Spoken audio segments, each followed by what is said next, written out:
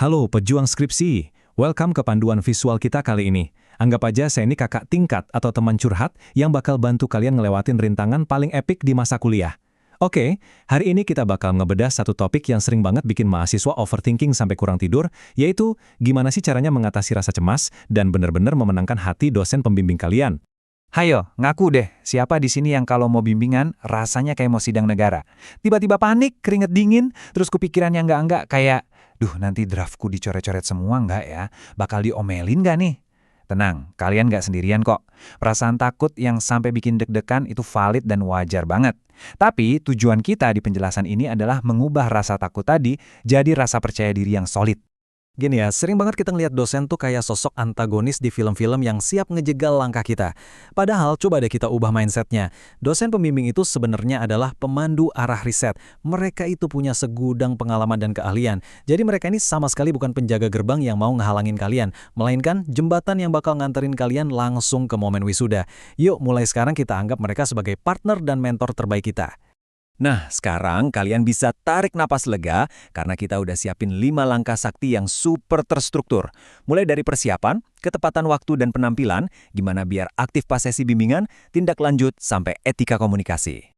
Oke, kita langsung masuk ke langkah pertama, yaitu persiapan matang sebelum bimbingan.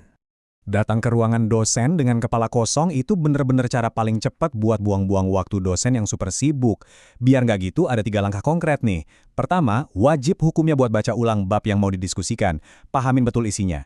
Kedua, siapin pertanyaan yang spesifik. Jangan cuma nyerahin draft terus diam aja. Coba tanya, Pak atau Bu, di bagian analisis ini saya masih agak bingung nih. Menurut Bapak atau Ibu gimana ya baiknya? Dan yang ketiga, ini simple tapi ngaruh banget. Pakai sticky notes atau stabilo buat nandain bagian penting.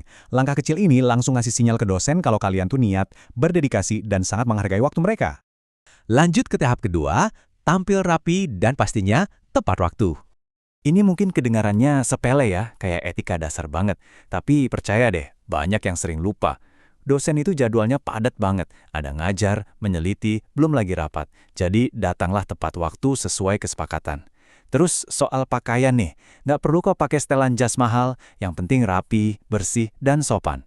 Kenapa? Karena kesan pertama itu nentuin banget arah diskusi kalian nanti. Pas kalian datang rapi dan on time, secara otomatis kalian udah ngebangun rasa saling menghormati. Masuk ke tahap ketiga, jadilah aktif selama sesi bimbingan. Kalian harus ingat, bimbingan itu bentuknya diskusi 2 arah. Bukan kalian duduk manis dengerin ceramah. Pasti deh, ada momen di mana opini kalian beda sama dosen. Nah, kalau ini terjadi, jangan pernah kepancing buat debat kusir, alias adu argumen pakai emosi. Ganti strategi kalian jadi bertanya sopan. Sampaikan kebingungan atau argumen kalian dengan ngasih lihat data atau teorinya. Ingat, jam terbang dosen itu jauh di atas kita, jadi tetap hargai perspektif mereka pakai pendekatan yang berbasis fakta. Selain nanya, kunci biar sesi bimbingan jadi produktif adalah kemampuan mendengarkan. Pasang telinga baik-baik, jangan pernah potong omongan dosen. Dan yang paling penting, tangan harus tetap jalan. Catat semua poin penting dan tulis instruksi revisinya sejelas mungkin. Jangan sampai nih pas sudah keluar ruangan baru sadar, tadi disuruh ganti apanya ya? Catatan yang rapi itu literally bakal jadi penyelamat hidup kalian waktu ngerjain revisian nanti. Sekarang kita di tahap keempat, tindak lanjut pada revisi kalian. Sesi bimbingan kelar terus ngapain? Rebahan. Eits, jangan salah. Disinilah komitmen kalian yang sebenarnya diuji. Idealnya gini, hari pertama sesi selesai. Besoknya di hari kedua, jangan ditunda-tunda. Langsung hajar itu revisi, mumpung omongan dosen masih nempel di kepala. Terus di hari ketiga, laporin progresnya. Walaupun belum ada jadwal ketemu lagi, chat singkat kayak, "Selamat pagi Pak, revisi bab 3 sudah saya kerjakan dan sedang dirapikan." Itu bikin dosen merasa super dihargai. Mereka jadi tahu kalau kalian tuh beneran serius dan ada progresnya.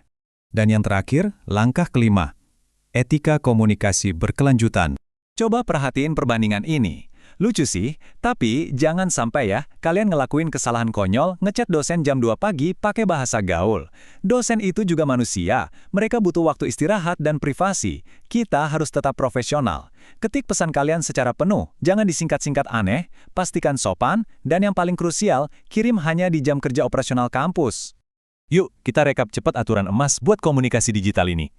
Selalu pakai bahasa formal dan sopan. Ingat, jam kerja aja ngehubunginya. Terus, ini sering banget kejadian. Tolong perkenalkan diri kalian dengan jelas di awal chat. Jangan berasumsi dosen nge-save nomor kalian dari ribuan mahasiswa yang mereka pegang. Habis nyapa dan ngenalin diri, langsung aja sampaikan maksudnya apa. Nggak usah muter-muter, tapi tetap hormat. Kalau kalian pakai formula ini, dijamin deh chat kalian bakal dapat balasan yang positif. Jadi, dari semua obrolan kita, intinya cuma satu kalimat ini. Bimbingan lancar, skripsi tuntas. Kalau kalian udah disiplin dari tahap persiapan, jaga sopan santun pas datang, proaktif nanya, gercep ngerjain revisi, dan komunikasinya beretika, wah, dosen pembimbing nggak bakal lagi jadi sosok yang nyeremin. Malahan, mereka bakal berubah jadi sekutu terhebat kalian buat nembus garis finish. Ingat ya, proses bimbingan itu cuma jembatan yang emang harus kalian lewatin buat bisa lulus. Nah, pertanyaan saya sekarang, setelah tahu semua rahasia ini, udah siap dong ngechat dosen pembimbing hari ini juga dengan rasa percaya diri yang baru? Yuk, ambil langkah pertamanya. Kalau kalian punya cerita lucu atau pengalaman unik sama dosbing, atau mungkin masih ada yang mau ditanyain, langsung aja share di kolom komentar. Terus melangkah, siapin diri sebaik mungkin dan sampai jumpa di panduan visual kita berikutnya. Semangat terus pejuang skripsi, pasti bisa!